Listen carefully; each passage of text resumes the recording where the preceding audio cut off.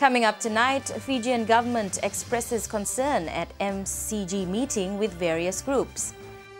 Pacific Forum Island Contact Group welcomed by state. And first batch of tobacco licenses handed out today. Good evening, I'm Sandra Asan. The Fijian government has expressed disappointment at how the Ministerial Contact Group has set up a schedule without having an inclusive view of the scenario in Fiji. Attorney General and Minister for Justice sayed-khaiyum, following his meeting with the group early this morning, revealed that while talks centered on aid, elections and trade, the group will not be able to have a justified view of the situation on the ground. This morning, the Ministerial Contact Group from the Pacific Islands Forum met up with the Attorney General sayed-khaiyum before they embarked on various other meetings with other stakeholders. sayed-khaiyum said that the close to 25-minute meeting centered on national issues like the elections and the Constitution. The group entered the country yesterday after receiving the green light from government. However, their choice of whom to meet with has been met with dismay. The group today met with unionists Felix Anthony, Daniel Urai and Parmodrai. Apart from the trade unionists, the MCG are expected to meet with various other non-governmental organizations. They're meeting this afternoon with civil society and NGO groups. We've just been sent a list. They're meeting Shamim Ali, Reverend Yambaki, Biman Prasad and Gina Hong Lee.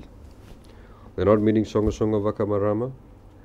I understand they're trying to get them on board. National Council for Women. There are many AFCOS. There are so many other organizations, women organizations and other NGOs, Fiji Employees Federation, Fiji Hotel Tourism Association, the Chambers of Commerce, the Fiji Australia Business Council, the New Zealand Australia Business Council, the Fiji New Zealand Business Council. They're not meeting up with any of them. So I don't think it's a very inclusive process on their part. I think, if they're here to ascertain information, they cannot make a judgment call by meeting just a handful of people.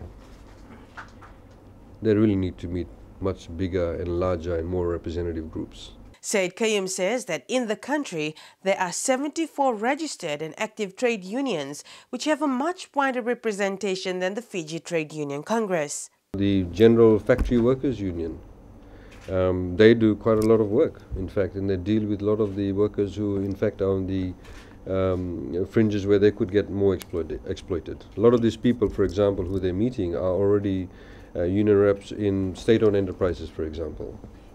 A series of discussions between members of the Pacific Island Leaders Forum Ministerial Action Group began today, following discussions with the Acting Prime Minister sayed-khaiyum. A presentation by the Strategic Framework for Change and Coordinating Office on developments carried out by government, as well as a courtesy call to the Foreign Affairs Minister, Ratu Inoke Kumbumbola, with various heads of government departments and financial institutions in the country. A busy schedule for the 5-member delegation. Well, it's been a busy day. We've had meetings where we've been able to ask questions, the sorts of questions we wanted to put to the government of Fiji, and we're looking forward to speaking to other people in government and people in the opposition. We're doing what we said we'd do, which is come to Fiji, talk to the government and talk to non-government organisations. Our goal is to see that there's a restoration of democracy and the rule of law. The discussions end today. Young people can make their communities more productive and resilient if they have the opportunity to become better educated, healthier, express their voice and engage in useful work. Those were the words from the UNICEF Pacific representative, Dr. Isie Nandombi, after a UNICEF report today showed that 1 million youths are losing their lives each year and tens of millions more missing on education. Laisia Sekumbu with this story. Over the past 20 years, adolescents or young people, youths, teenagers have benefited from the various progresses in education and public health. Yet the needs of many youth are neglected, with more losing their lives each year and some lacking access to better education. In the Pacific, according to Mr. Nadombi, the situation is equally concerning. A report card on adolescents by UNICEF shows there is a need for improved investment in all aspects of adolescents' lives and well-being, even in their struggle for survival. Each year, 1.4 million youths die from road traffic injuries, childbirth complications, suicide, and other causes.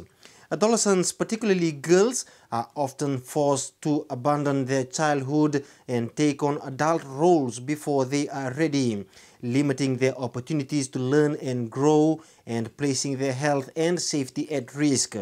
The report says that over a third of women aged 20 to 24 in developing countries, excluding China, were married by the age of 18, with about one-third of these being married by age 15. In Fiji, children constitute nearly 40% of the entire Fijian population, and their well-being is central to the well-being of the nation.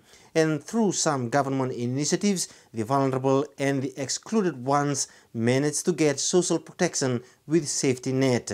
It also includes existing initiatives such as the bus fare subsidy program, free textbooks, upgrading of school infrastructure and equipping of schools. These are all part of government investment which can break the poverty cycle and result in social, economic and political benefits for adolescents, communities and nations. Coming up after the break, tobacco manufacturers and sellers get their licenses. Military role in elections questioned, and MCG members welcomed.